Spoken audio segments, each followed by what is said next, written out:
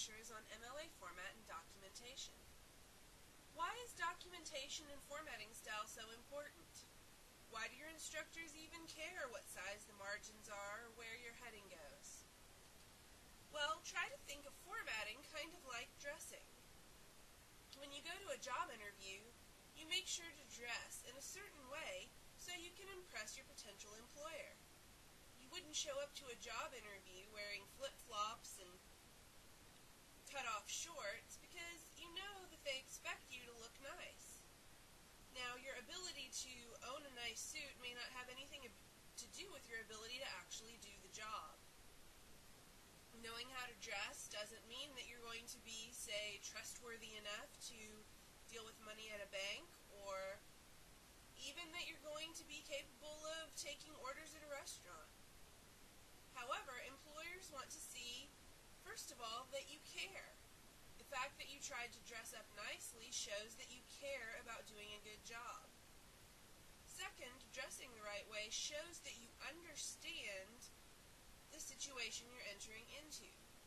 You understand what society expects of you, and you're fulfilling it. You've taken a minimum of time and effort to do that. Formatting your paper is the same way. Look at these two pictures of Britney Spears. In one, we see her with her hair done messily, wearing a tank top and sweatpants, whereas in the other one, she's wearing a nice button-up shirt and some black trousers or a skirt.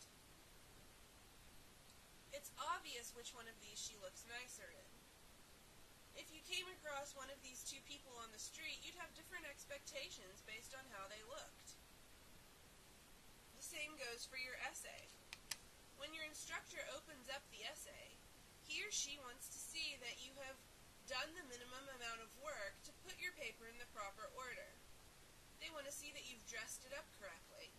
And then they'll have better expectations for your writing when they see that everything is in order. When we open up an essay where the student has clearly shown no consideration for formatting whatsoever, we don't expect them to have tried very hard on the writing part either. So how do we want you to format your essay? First of all, this is what it will look like. On the left-hand side, you'll have your first and last name, the class, number, and section, the instructor's name, and the day, month, and year. This will appear on the first page only. On the right side, you'll have your last name and the page number. This will appear on each page of your essay. Your left-hand header will be on the first page only.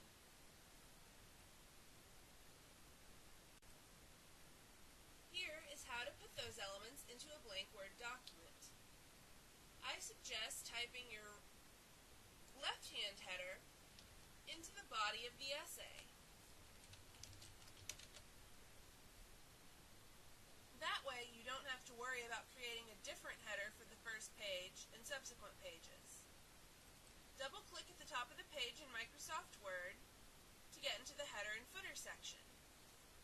You hit Tab twice, it will take you to the right side and give you a right-aligned text. Type your last name, a space, and then go to the Insert toolbar, choose Page Number, Current Position, and Plain Number. This will insert a page number in the position your cursor was in.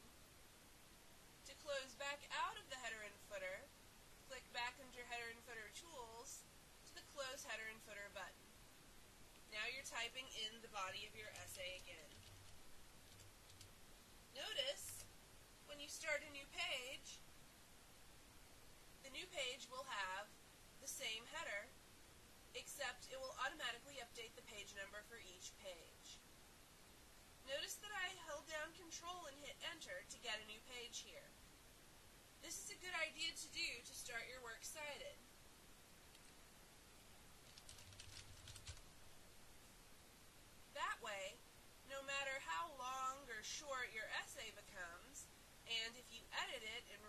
some of it or add to it, your works cited will always start at the top of a new page.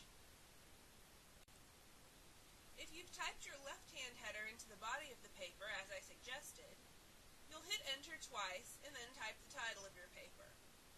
Center the title of your paper, but don't give it special formatting. No bold, no italics, no larger font, no quotation marks. It may seem to you like the title should stand out, but MLA format says that simply being divided by the rest of the paper by extra space and being centered is enough.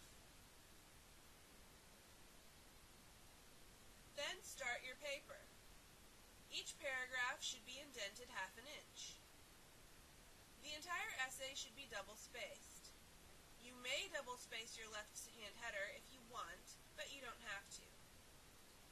Please use Times New Roman size 12 for your font.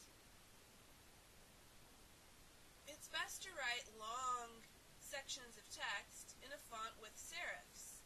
Serifs are the little edges. If you look at each letter, you can see how the little edges of the letters have points. These points help the eye flow from letter to letter, making it easier to read long sections of text. Your paper counts as a long section of text, so please use the best font. Make sure that between paragraphs, you leave no extra space. There should be the same amount of space between the first line of one paragraph and the last line of the paragraph before it, as there is between lines in the same paragraph. You may have to change the default settings on Microsoft Word. To do that, go to the Control ribbon and hit the little arrow at the bottom right-hand side of the paragraph menu. You'll see places to select spacing before and after a paragraph. You want both of those to be set to 0, and for the body of your paragraph, you want line spacing set to double. You also want to make sure that your alignment is set to left-hand aligned. Don't use the Justify setting. Your right margin should remain ragged. You'll start your works cited on a separate page. Please always include your works cited in the same document as your essay. The running header should therefore be numbered continuously with the body of the paper, which will be automatic if it is in the same document. Works cited entries should also be double-spaced. There should be no more space between the last line of one entry and the first line of the next than there is between lines in the same entry.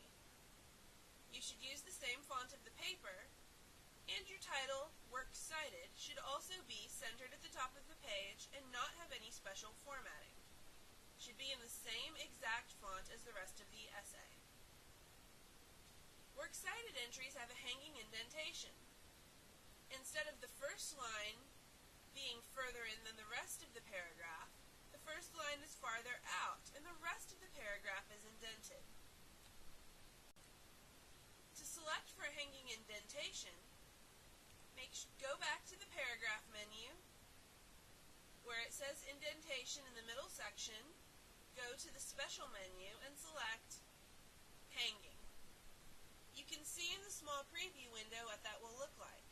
Your first line will be flush with the left margin, and subsequent lines of each entry will be indented 1/2 an inch. We do this on a works cited because the works cited is arranged by the first word of the entry. For people reading your essay who want to refer to one of the sources listed in your works cited, it's going to be much easier to find the correct source when the first word sticks out further. Usually, the first word in each entry will be the last name of the author. If there is no author, it will be the first word of the title. This is what your works cited entry will look like. Notice that you have your last name and the page number at the top, the works cited title centered with no special formatting, and each entry with the last name and then the first name, alphabetized by last name. This first entry does not take up more than one line, but the second entry does, so it has a hanging indentation, 1/2 inch more than the first line. MLA style has a two-part system. First, you have notes within your text to show where particular ideas came from. Because we don't want to interrupt our text with too much, we include only, usually, the author's last name or shortened version of the title. We might do this in an attributive tag, so our sentence might say, the author's name, like Jones, writes that, or it may be in parenthetical citation at the end of the sentence. In this example, we have a sentence with evidence from a source, followed by a parenthetical citation that shows the authors of that source and the page numbers from which this section came. Now that's not enough for a reader to find the source if he or she wants to go and see your sources. So we also include a list at the end of the essay that includes works cited entries. The works cited entry includes complete publication information for the source.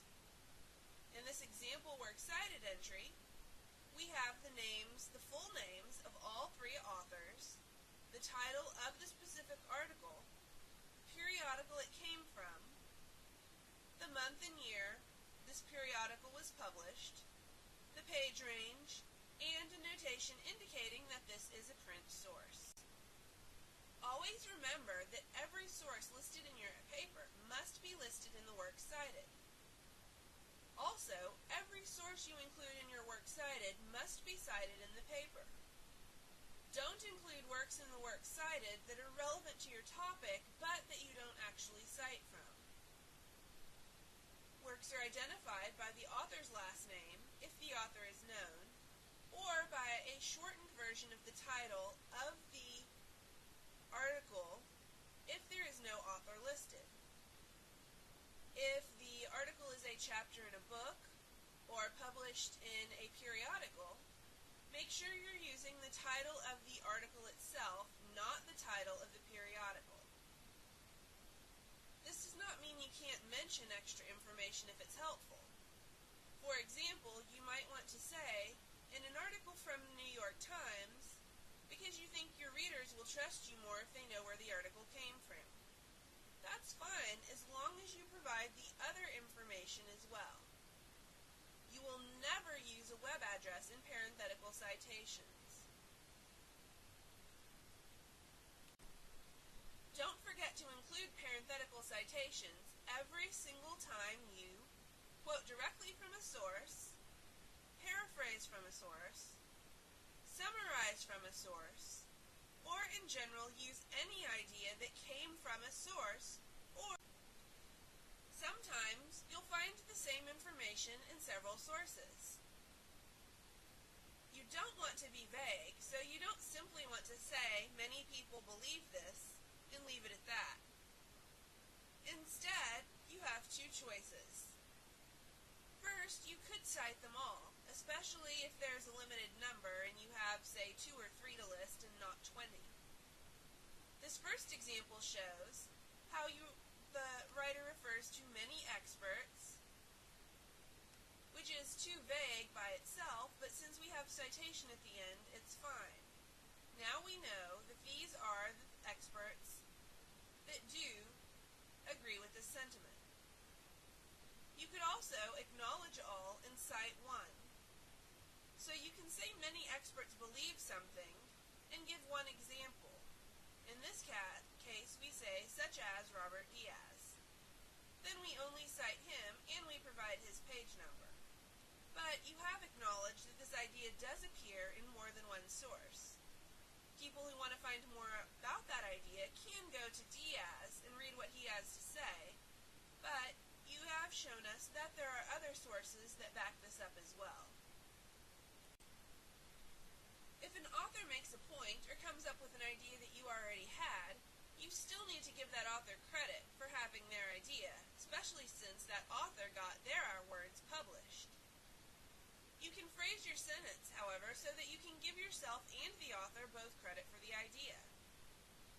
You can say, for example, Kathleen Porter reflects my own views when she suggests. Here, you're showing that she makes this argument, but you're also taking credit for having this view yourself. Or you could say, I have long felt as Murray does. Notice here, you are taking primary credit for the idea, but you are indicating that this does happen in another source too. So you make it clear that you're not the only one to have this stance. Finally, what happens if you remember something? You know it was in one of your sources, but you can't remember exactly which source that information was in. Now, it just seems to be part of your general body of knowledge. Well, unfortunately, you can't just use that as common knowledge. You're going to have to go through your readings and find out where that piece of knowledge came from so that you can cite it. To prevent this from occurring, make sure that you take very careful notes so that you know where all your information is from and so that you can go back to your sources and find information that you realize you need later. Sometimes you have specialized knowledge. Other people would need to look in a source for the information, but you are in a special position to have that knowledge in your head.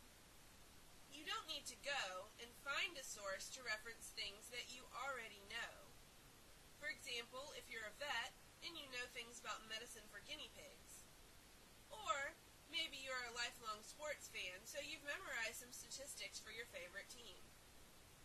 If you want to use that kind of information in your paper, you can do so, but you need to provide evidence of why you know that information. You can just state your credentials when you give that information. You could say, as an assistant for an exotics veterinarian, I am aware that the best antibiotic for treating upper respiratory infections in guinea pigs is, and state your knowledge. Or you could say, as a lifelong Yankees fan, I remember that certain player had a certain amount of hits. Make sure, however, that you do cite your source in a way by explaining where you got this kind of knowledge from. You also need to decide whether you're going to cite your source with an attributive tag or a parenthetical citation. Attributive tags can be useful for several reasons. You can add information to attributive tags so you can communicate the credentials of the source. Instead of just saying Bob Jones says, for example, you could say Bob Jones, a professor at MIT, says, to give us a little bit of more reason to trust that source. You can also use attributive tags to clarify which ideas are yours and which come from other sources. You can indicate how the sources fit into your own discussion or how the sources compare with one another. You could say, unlike Smith, Joan argues, or Harris agrees with Dan on, and of course you can use yourself as one of those relational references. Also, attributive tags can help you present your work as academically researched writing that joins the discussion rather than co-opting it. You should make sure that you at least have some attributive tags in your essay. You don't want to relegate all of your sources to parenthetical citations because they're important too. They're helping you make your argument, and especially as a beginning researcher, their ethos can help add to your ethos. When you mention an author in your writing, refer to them by their first and last name the first time you mention them. After that, use their last name only. Notice in this example, we have the first and last name of the author in the first sentence, and in the second sentence, when we name the author again, we use only the last name. Parenthetical citations do not count toward this, so if we had a sentence that used information from this author, but we didn't have an attributive tag, we could have the last name only in the parenthetical citation, and then a few sentences later, when we want to use an attributive tag and mention the author within our writing instead of just in parentheses, that would be the first mention of her name. A parenthetical citation comes in parentheses at the very end of the sentence. It will contain the author's name, or if there is no author, the title of the article, shortened if the title is more than a few words, as well as the page number. The only time you do not have to include a page number is if you are broadly summarizing the entire source, or if the source doesn't have stable page numbers. For example, if it's a website. Make sure that your citation is enclosed by parentheses. It's at the end of the sentence, not directly after the quoted or paraphrased information. The only time you would put a parenthetical citation earlier in the sentence is if you need to distinguish between your own words and someone else's words, or you need to cite from more than one source. For example, you might say, some authors believe this, then have a parenthetical citation giving your source, and a comma, then some authors believe something else. Your citation should be placed before the final punctuation of the sentence. You should not have anything but a space between the author's name and the page number. There is no comma and no abbreviation. When your sentence ends with a quotation, and the quotation is of a phrase or a sentence ending with a period, you don't put a punctuation within the quotation marks. Notice here we have the last letter of the last word followed by the double quotation marks.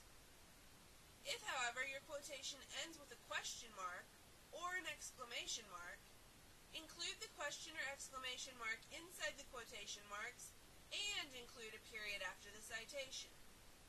Here we have a question mark because our quotation ended with a question mark. We close our quotation, give our parenthetical citation, and follow it with a period. If you don't include the author's name in the sentence, you include the author's name at the end of the sentence. Notice how this first example only has information, no attributive tag. In the second example, however, we do include the author's name in the sentence in an attributive tag. We give the author's name. Therefore, we don't include the author's name in the parenthetical citation because we already attributed this sentence to that author. If you have 2 or 3 authors, list all of the names, with and between the second to last and last author. For example, for 2 authors, you separate them with the word and. For 3 authors, you use commas and the word and. If you have 4 or more authors, you list all of them in your works cited entry, but in your parenthetical citation, you don't want to interrupt your paper with a long string of names, so you give the name of the first author, under which the works cited entry is listed, and use the abbreviation et al., which means and others. This indicates that there are more authors, but of course you don't have space to list them all in your parenthetical citation. Once in a while, you'll have to cite more than one work by the same author.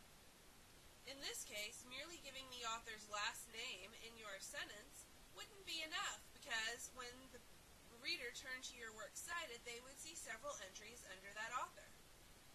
Therefore, you need to include the title as well. This first example shows the authors mentioned in an attributive tag.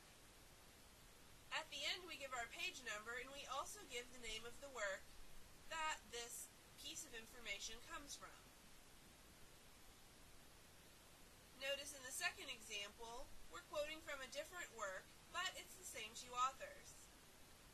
In this example, we haven't used an attributive tag, so we do need to include the author's names in the parenthetical citation, then a comma, then the name of the work, then a space, then the page number.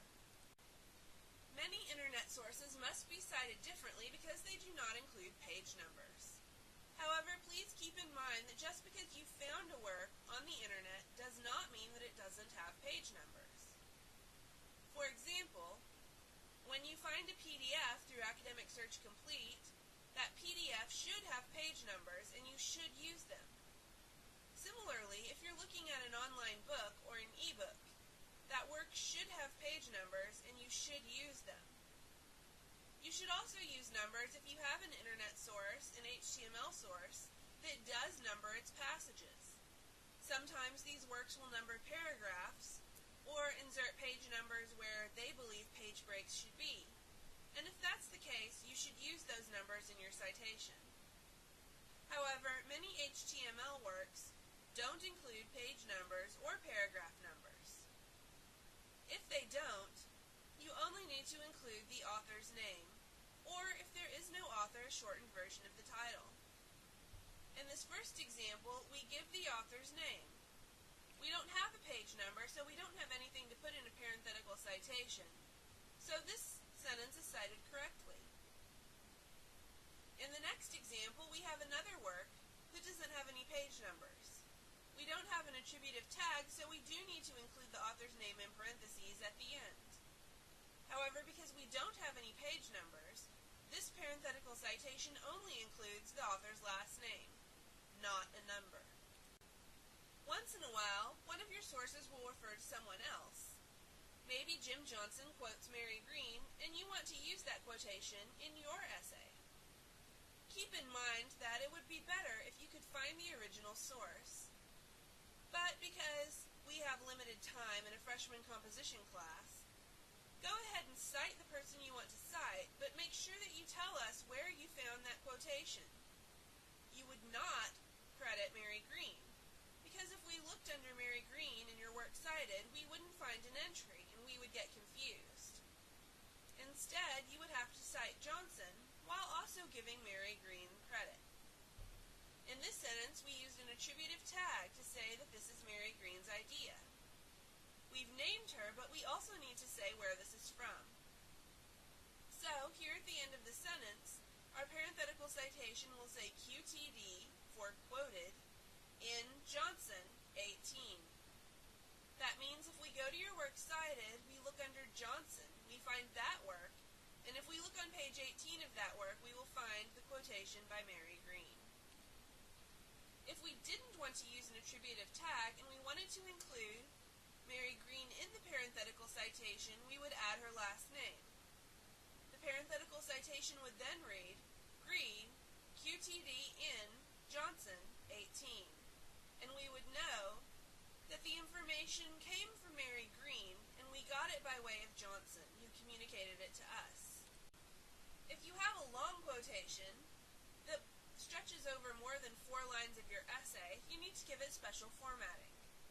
You indent it 1 inch from the left margin. It should be double-spaced, which the example here is not because I needed to fit it on a slide. And if it's more than 1 paragraph, you would indent each paragraph an extra 1/4 of an inch. So, for example, it would start here, and then the next line might start here, to show that you're quoting more than 1 paragraph. You don't indent the first line if you are quoting only a single paragraph. Often you can introduce these block quotations with a colon, showing that you're about to present something to us. Notice that you don't have quotation marks because you did indicate that this was a word-for-word quotation with your indentation. Therefore, your parenthetical citation will not come after the quotation marks, and the punctuation will come before the parenthetical citation. Keep in mind that you shouldn't use very many block quotations in your essays. In this class, you should never have more than 1 block quotation per essay, and you probably want to consider strongly whether you need to use any block quotations at all. Often, it's better to break a quotation up, or only give part of the quotation, rather than using a quotation that is so long you have to use block formatting. Here are some examples of the most common types of works, and how you would format them for your works cited. If you have a book by one author, you start with the author's last name, a comma, a space, and then the author's first name, followed by a period. You give the title of the book, which should either be underlined or italicized. Notice that if you do use italics or underlining, you should only use one, never both, and you should use the same kind of formatting throughout your essay. Underlining and italics are the same thing. When we used typewriters, it was much easier to underline, because italics would have required a whole new set of keys, but now that we use computers, it's no problem to use italics. For a book, you would then go with the place of publication, followed by a colon, the name of the press, followed by a comma, and the year, followed by a period. Finally, you would indicate that this is a print source by writing print followed by a period. If you have more than one author, you use the first author's name, last name, comma, first name, but list the rest of the authors with their first names first. For example, here we have last name, comma, first name, comma, and first name, last name. When you cite a work from an anthology, or a book that contains many works by different authors, you cite it under the name of the author of the individual work. Sometimes that means you have more than one entry from the same book. For example, if you were citing two short stories that were in the same compilation. You start with the author's last name, comma, first name, but then you give the title of the individual work, and instead of underlining or italicizing, you put this title in quotation marks. Remember that titles that go in quotation marks are from shorter pieces than titles that get italicized or underlined. After you have the title of the individual work, you put the title of the greater work, of the anthology itself. If the anthology has editors, you need to list those editors, following the indicator ed period to show that as their role. Then you give the publication information, city, publisher, and year, the page range, and finally the indicator of. A journal article is very similar to a work in an anthology. You give the author of the individual piece, the title of the individual piece, then the title of the entire journal, but you don't need to give journal editor names. Journals have volume and issue numbers. You include these by putting the volume number and the issue number separated by a period. Then you put the year in parentheses, followed by a colon, and then the page range. Lastly, you put the indicator print. Remember that if you're looking at a PDF, you're looking at a copy of a print form, so it's really a print work, even if you found it on the internet. A magazine article would be very similar to a journal article, except instead of having a volume and issue number, you have a month and date number. You still give the page range, you still indicate that it's print, or if it is a web article. For an internet site, you give the title of the site, the editor if one applies, the year it was published, that it's a web source, and you follow with your date of access. Now sometimes you'll need to combine some of these methods of citation. For example, if you are looking at a poem that has been published online, you would start with the name of the author of the poem, then the name of the poem in quotation marks, then the name of the website on which it was found, then the publication date, followed by the indicator web, and finally the date of access. You have to use your own judgment and consider what information is important for each kind of source that you cite. However, you should also not stress out too much about memorizing all of this. You will be required to understand how to identify the correct citations for basic source types like books and journal articles. But as you write your essays, don't feel like you need to memorize how to do this correctly. You can always refer to a writer's reference every time you need to cite a source, or when you need to cite a different kind of source than you're used to. That's why we have a reference book, so we don't have to remember every single aspect of citations. Now you should be prepared to cite your sources correctly in MLA format, with both attributive tags and parenthetical citations, and include complete works cited at the end of your essay. You should also be prepared to arrange your paper in MLA format, with appropriate headings, font, spacing, etc. Doing these things is important. It shows that you know the conventions of the genre that you're working in. It shows your instructors that you're making an effort. It's also one of the simpler things you can do correctly. After all, good writing is hard, but anybody can plug things into a formula. So if you can put the title first and then the issue number, you can make a works cited entry.